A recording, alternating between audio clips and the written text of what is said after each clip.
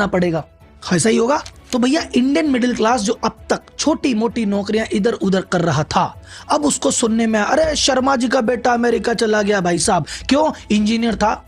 अजीत गुप्ता जी के बेटे की बेंगलोर में नौकरी लग गई, अजीत जैन साहब की बेटी गाड़ी लेके आ गई। बोले ये क्या हो गया? बोले भाई साहब इंजीनियर बनोगे तो मोटी तनख्वाह मिलेगी, विदेश जाने का मौका मिलेगा, टिप टॉप कपड़े पहनोगे, ऐसी ऑफिस में काम करोगे। तो भाई साहब पूरा मिडिल क्लास के दिमाग में एक ही बात आ गई कि भैया गरीबी से बाहर निकलना है, ग्रोथ करनी है, स्टेटस बढ़ाना है, शादी के बाजार में इज्जत बनानी है, तो बच्चे को बनाना पड़ेगा इंजीनियर। तो इंडियन पेरेंट्स ने राजी और बेराजी मोटिवेट करके या ठोक पीट के सब बच्चों को इंजीनियर बनाना चालू किया।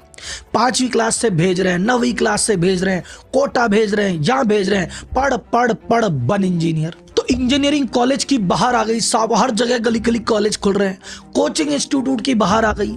ये कोटा हो गया साहब, कोटा जो कचौरी के लिए फेमस था, कोचिंग के लिए फेमस हो गया। यानी आज की डेट में जो इंडियन पेरेंट्स का ऑब्सेशन है कि हर व्यक्ति को इंजीनियर बना दो, हर बच्चा साइंस लेगा, हर बच्चा कोचिंग करने जाएगा, ये जो ऑब्सेशन है इस बात के पीछे है कि भैया इंजीनियर बनेगा तो नौकरी लगेगी, बढ़िया जगह बैठेगा, बेंगलोर जाएगा, गाड़ी लेगा, क्या पता लड़का विदेश सेटल हो जाए। इस ऑब्सेशन के चक्कर में पूरा भारतीय समाज का ढांचा ही बदल गया। भारत का जो इंजीनियर के प्रति ऑब्सेशन है वो है इस आईटी सेक्टर के पीछे। आई बात समझ में? और जब लोगों की नौकरियां लगी तो भाई साहब घर में गाड़ियां भी आई, लोगों ने घर भी लिए, स्टैंडर्ड भी सुधरा, कपड़े भी सुधरे, और लगा कि भैया इंजीनियरिंग बनना मतलब सफलता की गारंटी। लेकिन ये सब जो तामझाम था और ये जो सब इज्जत स्टेटस थी, ये पिछले 4-5 सालों में बदल गया और आगे बहुत बुरी तरह से बदलने वाला है। इंडिया का आईटी सेक्टर जो पिछले 20-25 सालों से हर साल मिनिमम 20 से 30% की ग्रोथ करता था।